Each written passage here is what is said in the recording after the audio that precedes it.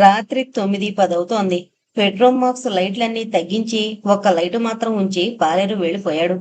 మిగిలిన అన్నం కూరలు అన్నీ మూతలు పెట్టి నేను వెళతానక్కయ్యా అంటూ పినమామగారి భార్య వెళ్ళిపోయింది. పొద్దుట జానకిరాం తనని తీసుకువెళ్లిన గదిలో తన పెట్టుంది. తాతల్నాటి పెద్ద చెరువంత పందిరి మంచం. ఆ మంచం మీదకి వెళ్లాలంటే పెద్ద ముక్కాళ్లపేట మీద, ఆ మంచం కింద ముక్కాళ్లపేటకి వెనగ్గాను ఉంది తన పెట్టి. కుముద ఆ గదిలోకి వెళ్లి పొద్దన్న తను వద్దంటున్నా పెట్టిన నగలన్నింటినీ ఒక్కొక్కటే తీసేస్తోంది. వెనక నుంచొచ్చిన జానకిరాం మెల్లగా తలుపు లోపలే గడియ వేస్తున్నాడు. ఆ సమయంలో గుండె ఆనందంతో జల్లుమనాలి, కాని కుముద హృదయం భయంతో జల్లుమంది. జానకిరాం తన గత జీవితానికి, కన్యగా తను కన్న కలల ప్రపంచానికి, సురేష్ పట్ల తనకి గల మమతల లోకానికి శాశ్వతంగా గడియ వేసేస్తున్నట్లు బాధపడింది. ఇక్కడ్నుంచి ఇదో జీవితం, దీనికి దానికి మధ్యనున్న తలుపు వేసేశాడు జానకిరాం. కుముదకి దుఃఖం కట్టలు తెంచుకునొచ్చింది. అటు తిరిగి గోడకి తలజేర్చి బోరుమంటూ ఏడ్చేసింది. జానకిరాం విస్తుబోయి దగ్గరగా వెళ్లి, ఎందుకలా ఏడుస్తావ్, నా మాట విను అంటూ అనునయించి తన కౌగిట్లోకి తీసుకోబోయాడు. విసురుగా విడిపించుకుని అల్లంత దూరాన వెళ్లి నుంచుంది కుముద. జానకిరాం మళ్లీ దగ్గరగా వెళ్లి, ఎందుకా కోపం, నేనేం చేశానని అంటూ నవ్వుతూ ఆమె భుజం మీద చేయి వేయబోయాడు. కన్నీళ్లతో నిండిన రెండు కళ్లల్లోనూ బాధ, పౌరుషం కణకళ్లాడుతూ కనిపిస్తున్నాయి. తీవ్రంగా జానకిరాం కేసి చూసి, నేను అదే అడుగుదాం అనుకుంటున్నాను. ఎందుకు నా మీద కోపం, నేనేం చేశానని నన్ను ఈ పద్మవ్యూహంలోకి తీసుకొచ్చి పడేశారు అని తీవ్రంగా అడిగింది. పద్మవ్యూహమా? ఆశ్చర్యంగా అడిగాడు జానకిరాం. కాక మరేంటి, ఈ ఇంట్లో మనుషులు, వాళ్ళ ప్రవర్తన, భయంకరమైన వాతావరణం, ఇదంతా ఏంటి? ఈ ఇంటికి సంబంధించి ఏదో ఘోరమైన రహస్యం ఉండాలి. లేకపోతే పొద్దుట చుట్టుపక్కల వాళ్ళొచ్చి అలా పలకరించరు. అసలు నేను మీ ఇంటికొచ్చేటప్పటికి మీ వాగిలే చెప్పింది. అందరి ఆడపిల్లలు అత్తారింటికొచ్చేటప్పటికి ఇలాగే ఉంటుందా?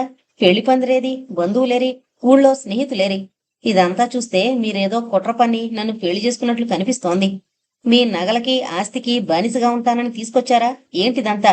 ఎందుకు చేశారిలా? చెప్పండి, సమాధానం చెప్పండి అంటూ గుండెలు అవిసిపోయేలా ఏడ్చి ఏడ్చి మొదలంటా లాగేసిన లతలా వాడిపోయి నీరసంగా గోడకి జార్లబడిపోయింది. ఆ స్థితిలో కుముదని చూసేసరికి జానకిరాం గుండె కరిగింది. దగ్గరగా తీసుకుని ఓదార్చాలి అనుకున్నాడు. కాని సమీపిస్తే దహించేలా ఉంది ఆమె కోపం. ఆవేశంతో తనని విసిరికొడుతుంది అనుకున్నాడు. ఇలాంటప్పుడు అనునయించడం కంటే ఓర్పుగా ఊరుకుంటేనే మంచిది. కొంచెం సేపటికి ఆ కోపం చల్లారుతుంది. అగ్నిజ్వాలల్లా మండుతున్న ఆమె కళ్ళల్లోకి చూడకుండా కిటికీలోంచి బయటకు చూస్తూ చెప్పడం మొదలుపెట్టాడు. ఈ ఆస్తికి బానిసగా కాదు నువ్వొచ్చింది, నా హృదయానికి రాణిలా.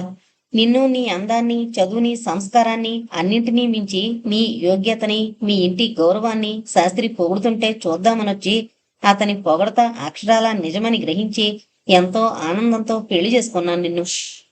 జానకిరాం ఒక క్షణం ఆగాడు. తను మాత్రం సంతోషంగా ఇష్టమయ్యే చేసుకుంది కదా పెళ్లి. జానకిరాం సౌమ్యంగా తన మనసుకి నెప్పి తగలకుండా మెల్లగా మాట్లాడుతూ తాను ఎందుకు పెళ్లి చేసుకున్నాడో సంజాయిషిస్తూ నిలబడేసరికి కుముదకి జాలేసింది. ఇతను సురేష్లా మంచివాడే అనుకుంది ఒక్క క్షణం. నువ్వు కూడా ఇష్టమయ్యే ఒప్పుకున్నావనుకుంటాను. ఏం, అంతేనా? కాదంటే చెప్పు. నేనంటే నీకిష్టమా కాదా, నాకు సమాధానం కావాలి. ఈ మాట జానకిరాం కంఠం కొంచెం బింకంగా వినిపించింది. గదంతా నిశ్శబ్దం. కుముద మనస్సులో కల్లోలితమైన సముద్రంలోలా పడిలేస్తున్న ఊహల కెరటాలు. తనకెవరిష్టం? సురేష, జానకిరామా? అతను ప్రేమికుడు, ఇతను భర్త. అతను పెళ్లికి అర్హుడు కాలేదు, అలాగే ఇతను ప్రేమకి పాత్రుడు కాదా? జానకిరామంటే తనకిష్టం లేదా? ఇతనంటే ఇష్టపడి సంతోషంగా కాపురం చేస్తుందా తను? భయంతో ఎటూ నిర్ణయించుకోలేకపోయింది కుముద. వస్తున్న కోపాన్ని అణుచుకుంటూ కిటికీలోంచి ఎటో చూస్తున్నాడు జానకిరాం. పెద్ద పెద్ద కళ్ళు, కళ్లల్లో ఎర్రజెరలు, తెలివితేటలతో ప్రస్ఫుటంగా ఉన్న ముఖం. వ్యవసాయ పనుల మీద ఎండలో తిరగకపోతే శరీరం పచ్చగా ఉన్నట్టే లెక్క. దృఢంగా, బలంగా, ఎత్తుగా ఉన్నాడు. ఓ రకంగా చూస్తే జానకిరాం అందగాడే. పురుషుడుకుండవలసిన ఆకర్షణ ఉంది ఇతనిలో. కాని ఇతని రూపం చూస్తే తనకేదో భయం. తనలో ప్రేమని ప్రేరేపించడం లేదు. ఇతను మరి కొంచెం సౌమ్యంగా ఉన్నా, తను మరి కాస్త వయస్సు, లోకజ్ఞానం పెరిగి ప్రౌఢుగా మారినా ప్రేమించగలిగుండేదేమో. ఇతని పట్ల భయం తగ్గి ఆకర్షణ పెరుగుండేదేమో. ఇంతకీ తనకి జానకిరాం అంటే ఇష్టమా కాదా? ఇంకా ఆలోచన తెగలేదా? దర్పంగా అడిగాడు జానకిరాం. నన్ను మీరు మరీ మరీ కావాలని పెళ్లి చేసుకున్నారని తెలిసి ఆడదానికి జీవితంలో అంతకంటే కావలసిందేముందని సంతోషించాను. భయపడుతూ భయపడుతూ అంది. అంటే పెళ్లి నీకిష్టమై నీ అంగీకారం మీద జరిగినట్లే. కుముద జవాబేం చెప్పలేదు, కాని జానకిరాం కేసి చూసింది. అతను ఆ క్షణంలో సురేష్లా కనిపించాడు ఆమె కళ్ళకి. పట్టరాని సంతోషంతో సురే అంటూ జానకిరాం హృదయం మీద వాలిపోయింది. అదృష్టం అలా హఠాత్తుగా వరించేసరికి జానకిరాం పరమానందంతో ఆమెని దగ్గరగా మరింత దగ్గరగా తీసుకుని హృదయానికి గట్టిగా అదుముకున్నాడు. కఠినమైన ఆ కౌగిలి కుముదకి ఓ కొత్త అనుభవం. శరీరానికి బాధగా, మనసుకి హాయిగా ఉన్న ఆ సౌఖ్యమైన స్థితిలోంచి కళ్ళు తెరిచి చూసేసరికి తను జానకిరాం కౌగిలిలో నలిగిపోతోంది. చెప్పలేని భయంతో గడగడ వణికిపోయింది. బలవంతాన పెనుగులాడి చివరికి విడిపించుకుని వగర్చుకుంటూ కౌగిల్లోంచి యువతలకొచ్చి నిలబడింది కుముద. జానకిరాం కోపం తారాస్థాయికి చేరుకుంది. అంతదాకా వచ్చి అలా విడిపించుకోవడం చిరాకేసింది. ఏదో పరాజయం పొందినట్లు భావించాడు. ఎందుకలా విడిపించుకుంది? పెళ్లి ఇష్టమయ్యే చేసుకున్నాను అంటోంది మళ్ళీ. ఇష్టమయ్యే చేసుకున్న దానికి భరతంటే ఆ చిరాకేంటి? బహుశా ఈ ఇంటి సంగతులన్నీ తెలిసిపోయి ఉంటాయి. అందుకే ఆ బాధ, ఆవేదనను.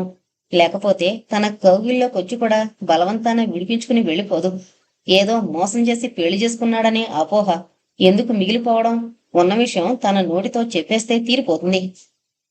ఇలా ఓ నిర్ణయానికొచ్చి ఒక మాటు దగ్గి గొంతు సవరించుకుని, అయితే సరే కుముద, అలా కూర్చో. నీ దగ్గర దాచడం ఇష్టం లేదు. అసలు విషయమంతా చెప్పేస్తాను అన్నాడు జానకిరాం. కుముద అతనికేసి అదిరిపడి చూసింది. అసలు విషయమా అంటే? జానకిరాం గదిలో పచార్లు చేస్తూ మధ్య మధ్య కిటికీలోంచి బయట పెరట్లోకి చూస్తున్నాడు. చెట్ల మధ్య నుంచి కీచురాళ్ల ధ్వని వినిపిస్తోంది. మధ్య మధ్య బొగడ చెట్ల మీద నుంచి పూలవాసన గదిలోకి వీచి గదినంతా మొత్తులో ముంచేస్తోంది. చెట్ల గుబుర్లలో గూళ్లు కట్టుకున్న గువ్వలు, పిట్టలు అటునుంచిటు సర్దుకొని పడుకుంటున్నప్పుడు కోకో ధ్వనులు వినిపిస్తున్నాయి. జాము గడుస్తుందేమో. రాత్రి రెండో మనుషుల అలికిడేం లేదు. నేను చెప్పేదంతా పూర్తిగా సావధానంగా విను అన్నాడు జానకిరాం. ఏం వినవలసొస్తుందో అని మొదట భయపడింది కుముద. కాని వెంటనే ఎంత భయంకరమైంది విన్నా తను చలించకూడదు అని నిశ్చయించుకుంది. జానకిరాం గంభీరంగా మొదలుపెట్టాడు. మంచం మీదున్న ఆమె నా తల్లి కాదు, సవతి తల్లి. సుజాత కూడా నా స్వంత చెల్లెలు కాదు. మా అమ్మకి నేనొక్కడనే కొడుకుని. ఇంకా వేరే సంతానం లేదు. మా అమ్మ నా చిన్నప్పుడే పోయింది. మా బామ్మే నన్ను పెంచింది. మా బామ్మ పోరు పడలేక మా నాన్న మా సవతి తల్లిని రెండో పెళ్లి చేసుకున్నాడు. పోరు పెట్టి మా నాన్నకి రెండో పెళ్లి చేయడమే కాదు, మా బామ్మ గొడవ పెట్టి అల్లరి చేసి ఏడ్చి మొత్తుకుని నా పెళ్లి కూడా చేయించేసి చచ్చిపోయింది, నాకు 15 ఏళ్లు నిండకుండానే. కుముద నెత్తిమీద పిడుగుపడ్డట్టు ఒక్క మాట అరిచింది. మీకు 15 ఏటే పెళ్ళైపోయిందా? అయితే నేను రెండో భార్యనన్నమాట అని. అలా అరిచి గుండెలు అవిసేలా ఏడ్చేసింది. తనకి జరిగిన అన్యాయానికి తర్వాత ఆ మట్టునే కూలబడిపోయింది. జానకిరాం కొంచెం సేపు స్థాణువులా అలా ఉండిపోయాడు. తర్వాత అన్నాడు, ఈ సంగతి నీకు ముందు చెప్పవలసింది. కాని చెప్తే నువ్వు ఈ పెళ్లికి అంగీకరించావు. అందుకే ఈ విషయం ఎక్కడా పొకనియొద్దని శాస్త్రి చెప్పాడు. మీ సంబంధం కుదిర్చిపెట్టినందుకు 10,000 రొక్కం కూడా నా దగ్గర తీసుకున్నాడు. ఆ శాస్త్రిగాడు 10,000కి కకృతిపడి తన గొంతుకిలా కోశాడా? కుముదకి దుఃఖం కట్టలు తెంచుకుంది. ఇప్పుడు ఏంటి చేయడం? ఇంత అగాధంలో వచ్చి తను పడిపోయాక ఏం చేసి మాత్రం ఏం లాభం? అసలు ఏం చేయగలదు? గుండెలు మండిపోయేలా ఏడ్చి ఏడ్చి చివరికి చేసేదేం లేక నిస్సహాయంగా చూస్తూ ఓ జడ పదార్థంలా కూర్చుని అన్నింటికీ తెగించి విరక్తితో వినసాగింది కుముద. 15 ఏట నాకు ప్రపంచం అంటే ఏంటో పూర్తిగా తెలియని సమయంలో మా బామ్మగోల భరించలేక మా నాన్న చేసిన పెళ్ళది. నాకా పెళ్లి పూర్తిగా ఇష్టం లేదు. పైగా కుర్రతనం, పట్నంలో ఉండడం, చదువుకోవడం. ఆ గొడవే కాని, ఇంటికి రావాలని కాని, ఇంటి పట్టున ఉండాలని కాని ఏమనిపించేది కాదు.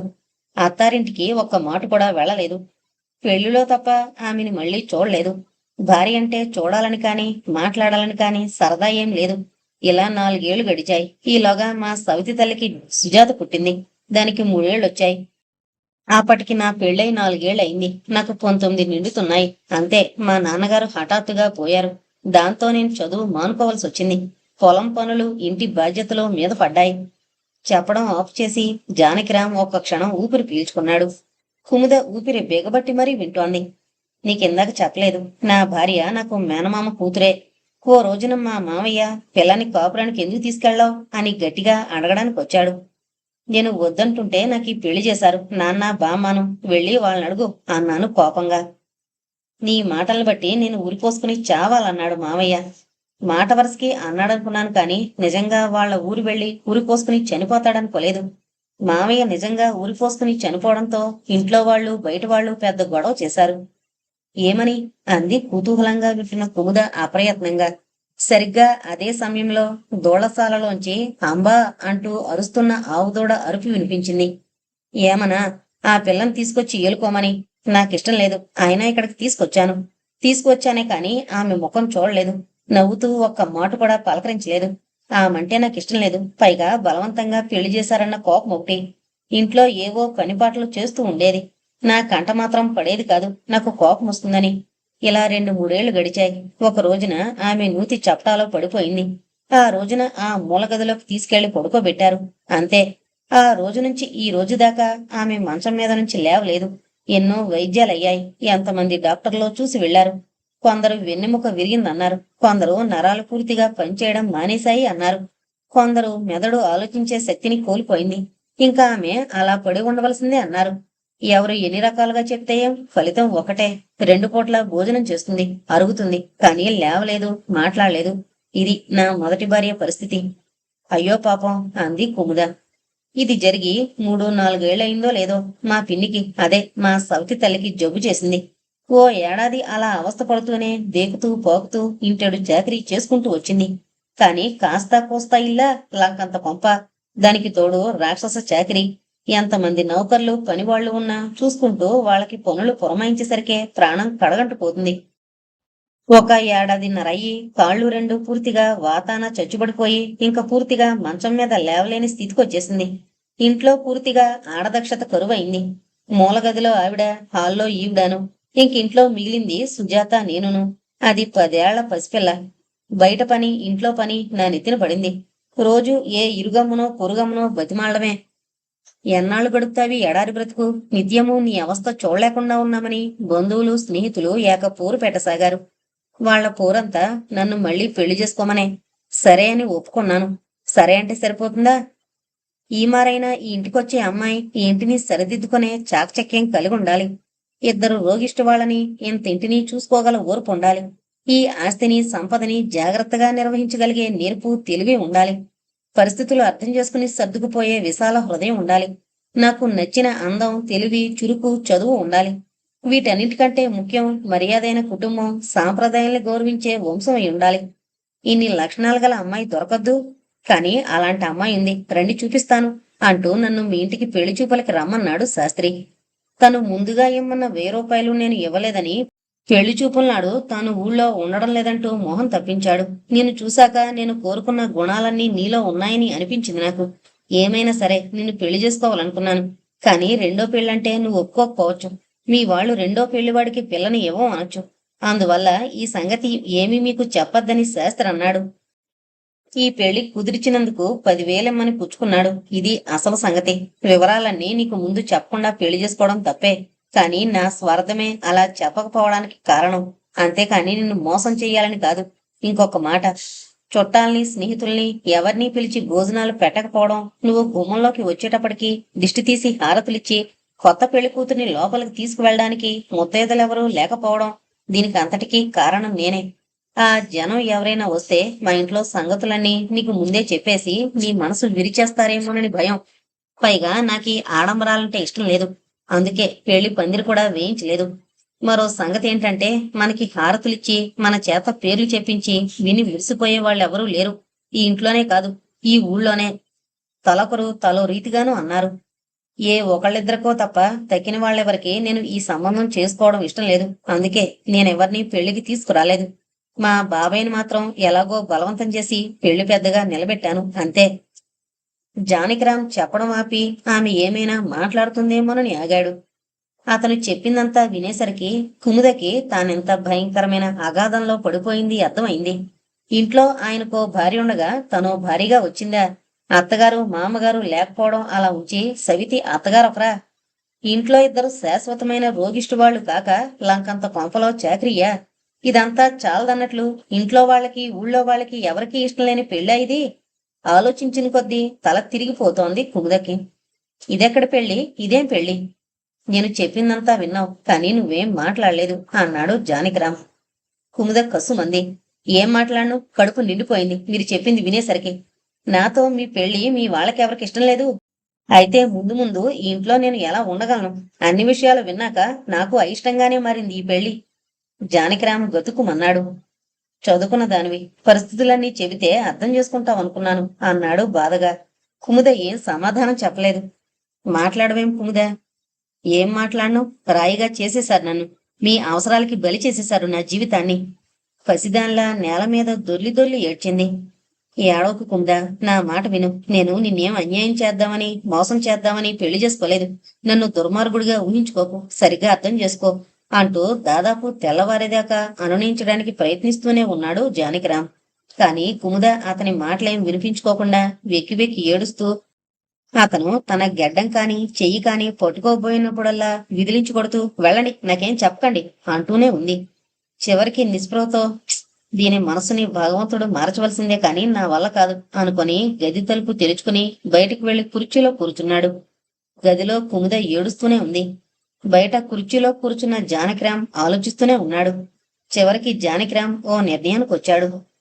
మర్నాడు పగలంతా కుముద మౌనంగా బాధపడుతూనే ఉంది.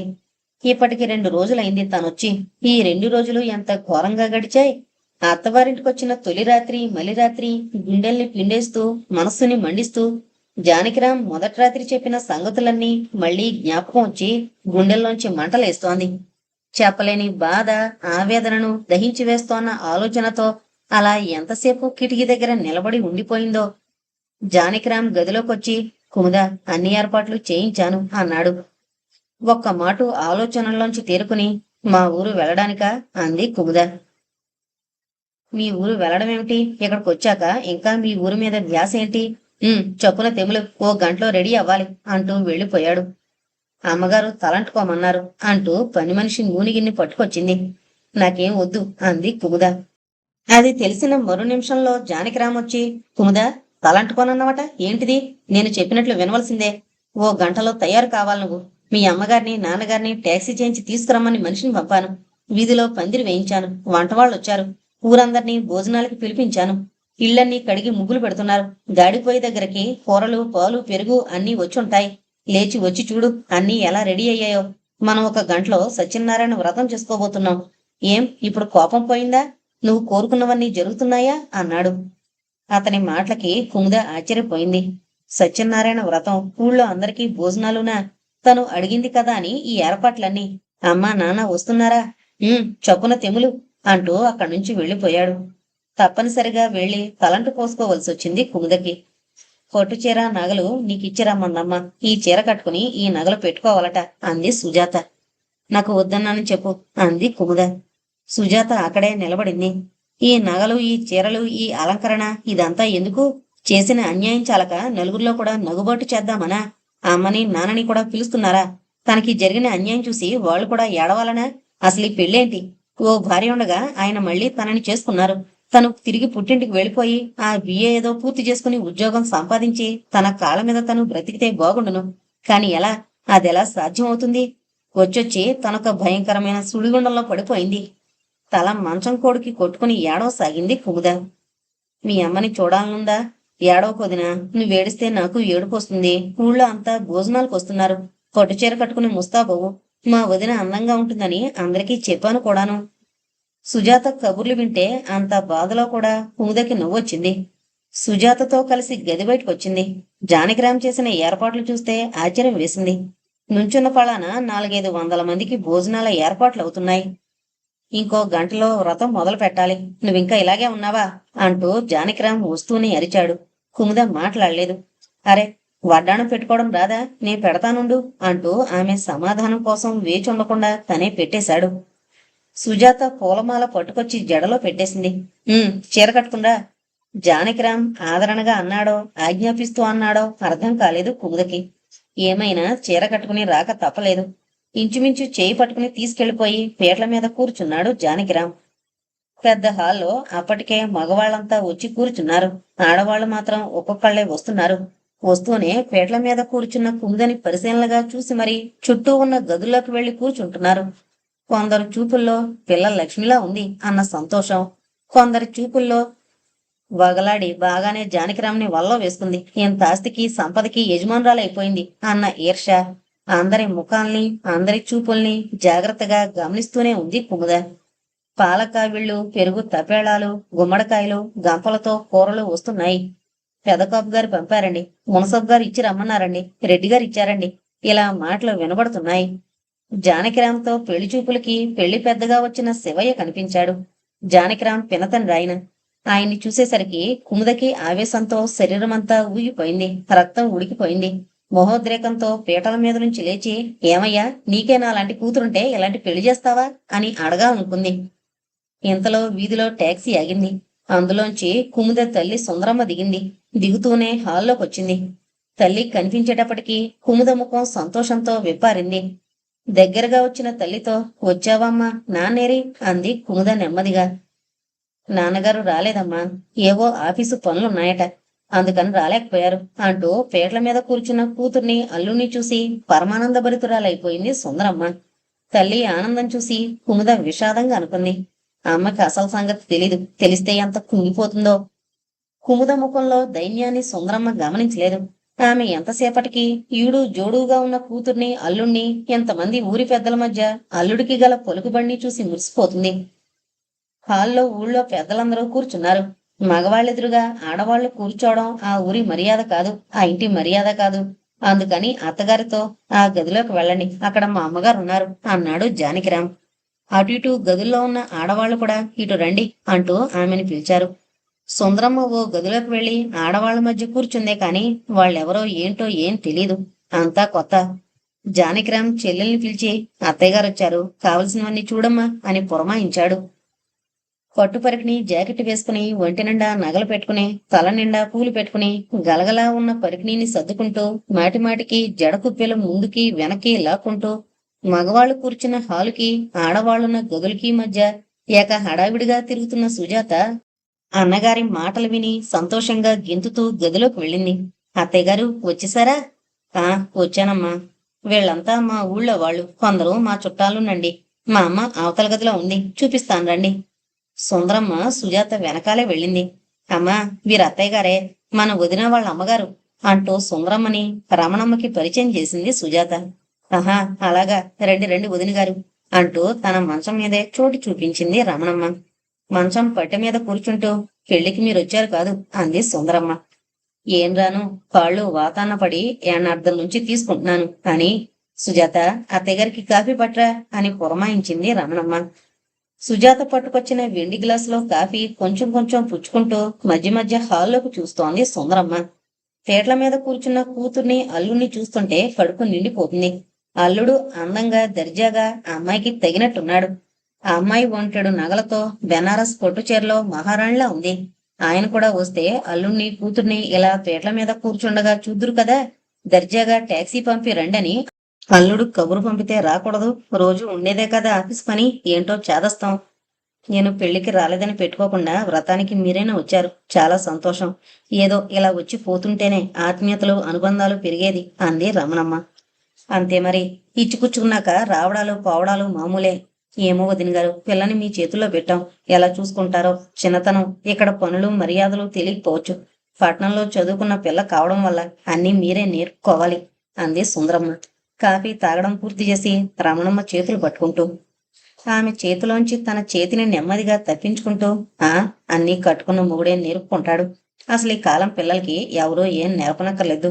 వచ్చిన మర్నాటి నుంచే అత్తవారింట్లో పెత్తనం చేయగలరు అంది రమణమ్మ. ఆ మాటలకి సుందరమ్మ తెల్లబోయింది. ఇందాకటిదాకా చూపించిన ఆత్మీయతకి ఇప్పుడంటున్న ఈ మాటకి ఎక్కడా పొంతన లేదు.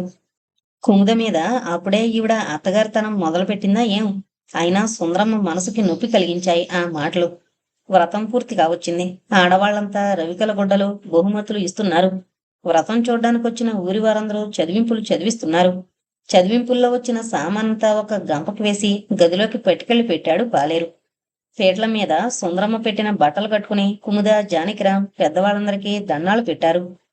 శివయ్య, జానకిరాం అందరినీ అడిగి కనుక్కుంటూ మిఠాయి, లడ్డు, కూరలు కొసరు కొసరి వడ్డిస్తుంటే వచ్చిన వాళ్ళంతా నెయ్యి ఏం ఘుంఘుమలాడుతుంది, వంటలు ఏం రుచిగా ఉన్నాయి అంటూ తృప్తి తీరా భోజనాలు చేస్తున్నారు హాల్లో.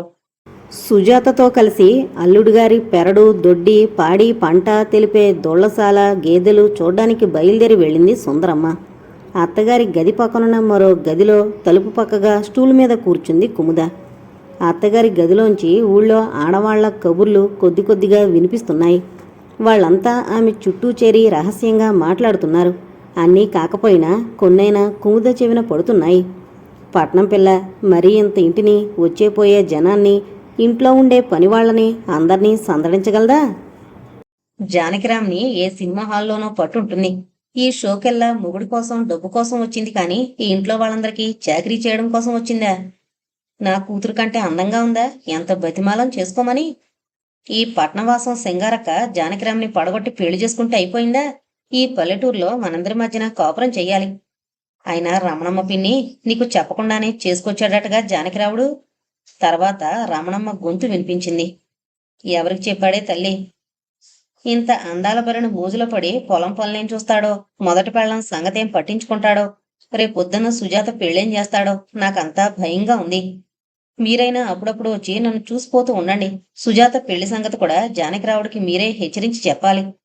తర్వాత రమణమ్మ బుడిబుడి దీర్ఘాలు వినిపించాయి. పక్క గదిలోంచి కుముద అన్నీ వింది. అసలే మండుతున్న గుండెల మీద ఆజ్యం పోసినట్లయింది. తన గురించి ఏమాత్రమూ తెలియకుండానే ఎలా ఆడిపోసుకుంటున్నారో. అత్తయ్య గారు కూడా అందుకు వంత పాడారు. ఇంటా బయట కూడా తనకి వ్యతిరేకమైన వాతావరణమే ఉందన్నమాట.